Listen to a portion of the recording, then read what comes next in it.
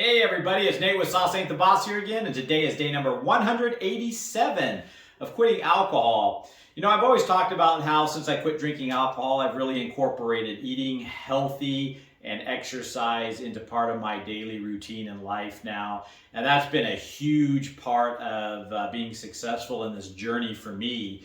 It's like I mentioned before, when you eat healthy and exercise, you'll find yourself looking and feeling better a lot sooner on in this journey. And that just adds to the motivation that you're going to have, because once you start looking in the mirror and seeing the positive changes since you quit drinking, of losing some weight, your skin becoming clearer, and just feeling better and sleeping better, all those types of things that come along with living a healthy lifestyle, it's just going to be that much easier to stay off the alcohol. And some of you guys have asked kind of how I've lost weight in some of the comments and what's my diet like and that kind of thing. So today I was just going to kind of touch on that, talk about some of the things that maybe might help you guys if you've quit the alcohol but you're kind of just still hovering around the same weight. Maybe some things that might help you guys to start looking and feeling better sooner. And looks for me have never been a big deal in life. I mean, I guess we all want to look decent, but I've never put too much of an emphasis on that. But one thing that should be mentioned is just an added bonus when you quit drinking alcohol is you're going to look better. I think that alcohol is definitely something that affects your looks in a negative way. It makes your skin red, you retain water, and you're more puffy. I just had an unhealthy look when I was drinking, and if you don't believe me, go back to my day one video and see what I look like, 187 days ago. Quite a difference, and so, yeah, alcohol definitely affects your look. So, if you're somebody that wants to look and feel better, quitting alcohol is definitely a big part of being able to do that, as well as some of the things that I'm going to talk about today. As far as losing weight, I wish I knew this earlier in life, and I guess because I battled with weight earlier on too in my life at different times, kind of up and down, yo-yoing, and it really is simple for me after I figured this out. It's easy for me to lose weight now because I learned that it really is calories in, calories out. If you kind of figure out what you're eating per day calorie-wise and what you're expending, what you're using in calories, you're going to kind of know if you're at a calorie surplus, meaning eating more, you're going to be gaining weight, or a calorie deficit, under your normal maintenance level, you're going to be losing weight. So it's really just that simple. And there's a lot of online calculators that you can Google and look up and determine what, how much you're probably burning on average per day. And so, most of us, everything's kind of based around a 2,000 calorie per day diet, but males, typically burn more than that. It's one of those things, if you go to some of these calculators, you're going to key in your current weight, your height, maybe a few measurements, how active you are, and then it'll kind of give you a baseline of what you're going to need to use per day in calories to maintain just where you are. So in order to lose weight at that point, you need to eat less calories than that to do so. If you eat more than that, you're going to be gaining weight. Now, a lot of these calorie calculators out there are fairly accurate, but I think it's best to probably use like 2 or 3 of them. I would say 3. Then get the average for your baseline of where you're going to maintain, because one might say 2,700 calories, one might say 2,400 calories, one might say 25. So, kind of average all those together, maybe it's about 2,600 calories for your maintenance level, depending on who you are. Once you've established that, it's all about just kind of tracking calories, and that kind of sounds daunting, or at least it did to me at first. I don't want to count calories and everything. I'd have to look up things on my phone. There's a lot of apps out there for that kind of thing. I don't even use the apps, but I would encourage you guys to look at some of these apps that are out there. But for me, I just learned, banana has about 110 calories. I can rattle off eggs. An egg is about 77 calories. I know these things now just from looking them up enough times, the things that I kind of eat on a regular basis. And it makes it super easy today because everything pretty much that you buy has the calories on it, typically speaking. And so, I just kind of kept track of things on a daily basis in my head. When I first get it started, I kind of kept track of it on my phone a little bit, but now I just kind of know right where I'm at because it's become so easy doing it every day for habit.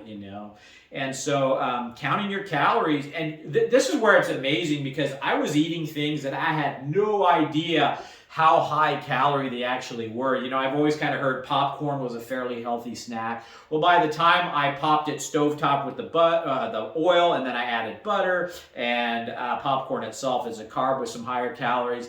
I was eating a big bowl of popcorn was probably running me like 750, 800 calories in one sitting on a snack, And when I was trying to, my maintenance level was right around 2,600 calories. And I was trying to cut down to about 1,700 calories a day to lose weight. And boom, eating 800 calories, bam, right there, is just a real eye-opener of, that's not a very filling thing that's very nutritious to spend my calories on. So you're going to find, as you start counting calories and stuff like that, what foods you're eating that are just a calorie bomb that you can do without. And then you start filling those things with things that are more nutritious, more satisfying towards hunger. That's the other thing. You're going to want to eat things that have satiety. In other words, make you feel fuller longer. High protein diet for me has been a big key to that. So just an example, this is what my eating habits have been for at least the last few months. And I like to do the intermittent fasting. There's a lot of health benefits on intermittent fasting, a lot of videos out there on that if you want to look that up.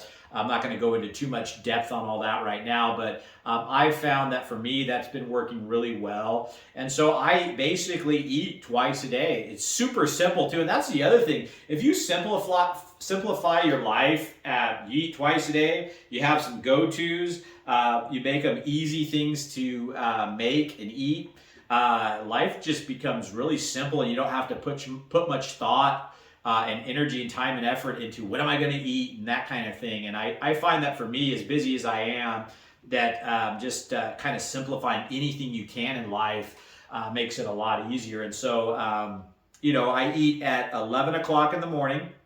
That's basically my breakfast, my break fast. So at 11 o'clock, basically I eat 500 to 600 calories. And my breakfast is, it's kind of weird, but I've been lifting weights and stuff too. So I want to make sure I'm doing a high protein diet. Plus it keeps you fuller longer. And higher protein diets tend to burn fat a little bit better. So I will eat sometimes 2 cans of wild salmon, 2 cans of that, and then I will have like a banana. Sometimes I will eat a couple cups of Greek yogurt with a couple scoops of protein powder, and then maybe a small serving of fruit with that. Greek yogurt is very filling, high in protein. When you add the protein powder to that, it kind of just gives it kind of a good flavor. I use like this chocolate pea-based protein powder. It's a pea protein. I'm not really into the whey proteins. I like the pea protein. It just seems to work the best for me. And so I'm getting a lot of protein. It tastes good. It's filling. And so, like I say, just a couple go-tos that I do. I make sure I have a little bit of fruit. You want to maintain your fiber and stuff like that. And the pea protein fiber or protein powder I use has some fiber in it. But so I always make sure I have some blueberries or a banana with my breakfast. But like I say, canned salmon, Greek yogurt. Sometimes I'll do like 5 eggs, scrambled eggs in a pan, stuff like that. But I kind of maintain into that 500 to 600 calorie breakfast. And then I won't eat again until about 5:30.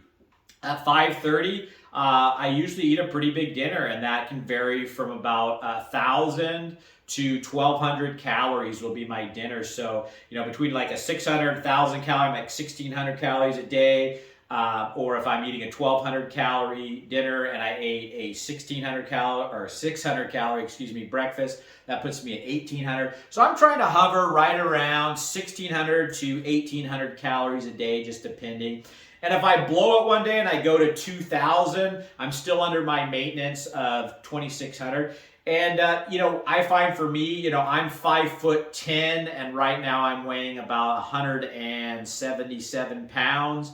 And so I'm sure when I took that maintenance test, I had that 2,600 calories was when I was heavier. So I'm assuming probably now, if I looked it up again, maybe I'm in the 2,400 calorie range. And so by doing anything less than that, 2,000, 1,600, 1,700, 1,800, I'm still going to be gradually losing weight, And and the other thing I would recommend, is not trying to cut too drastically. If you're trying to cut by 1,000 calories a day or more, you're going to probably crash and burn just because you're going to be extremely hungry, and some of this stuff isn't sustainable. And you should really be losing between 1 pound to 2 pounds a week. Anything more than 2 pounds a week in weight loss is probably a little bit aggressive, and you're going to, be losing muscle along with the fat. The key for me was I wanted to lose fat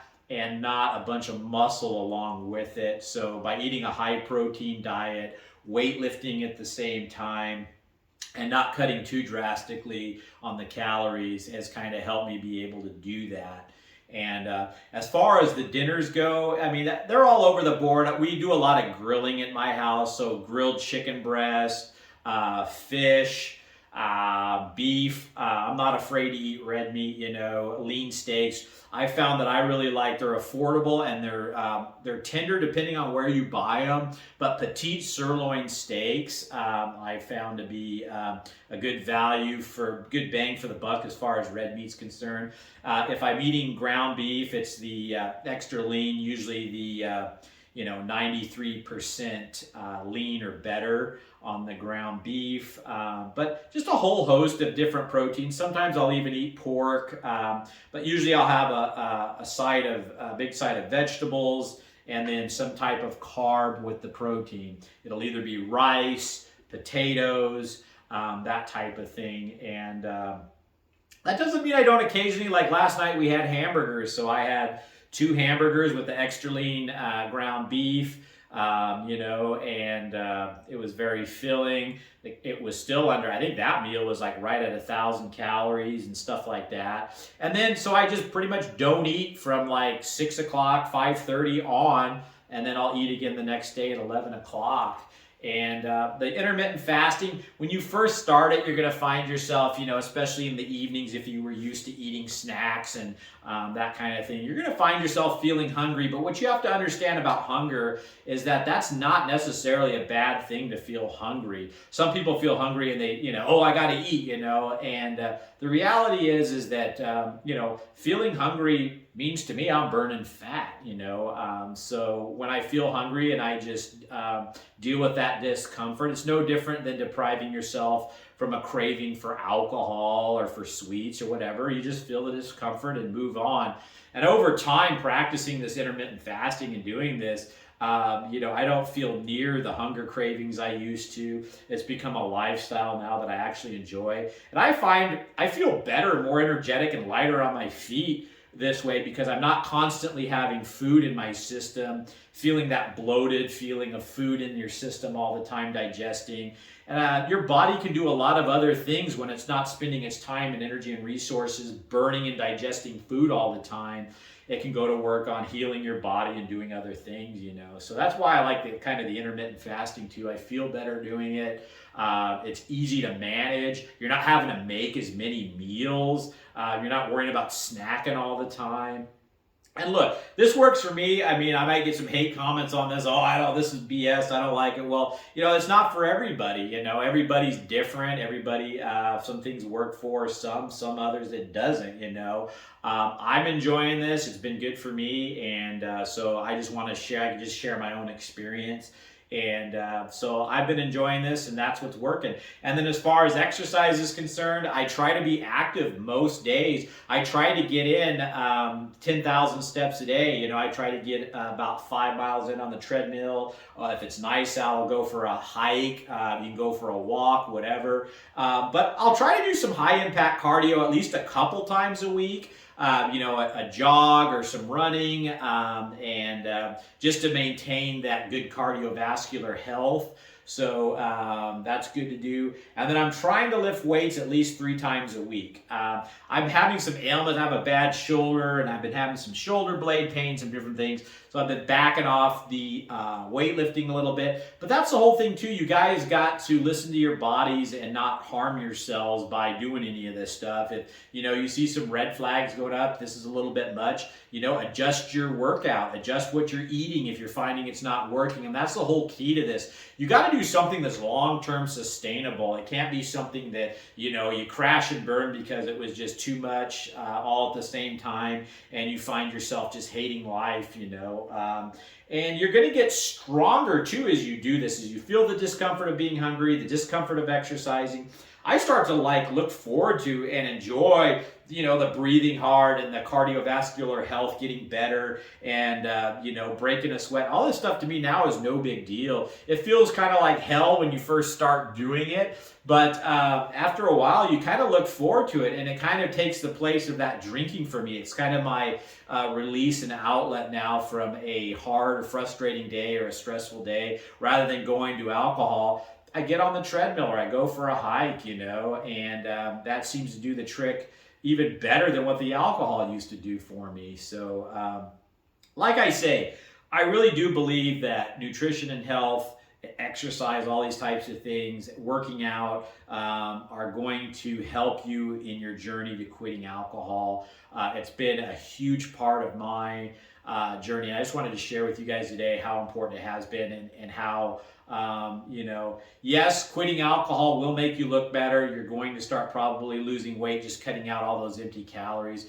But if you really want to see those results quicker, feel better faster, and stay away from the alcohol easier, I think that immediately going to a nutritional way of eating and exercise regimen is going to help you even that much more. So if you guys got any questions about any of this, please leave them down below. I'd be happy to answer those about my workout routines or diet or that kind of thing. But yeah, so that's it for today, guys. If you guys are enjoying these videos, please give them a like, subscribe to the channel if you can, and most importantly, remember, sauce ain't the boss. You are. You guys have a great day.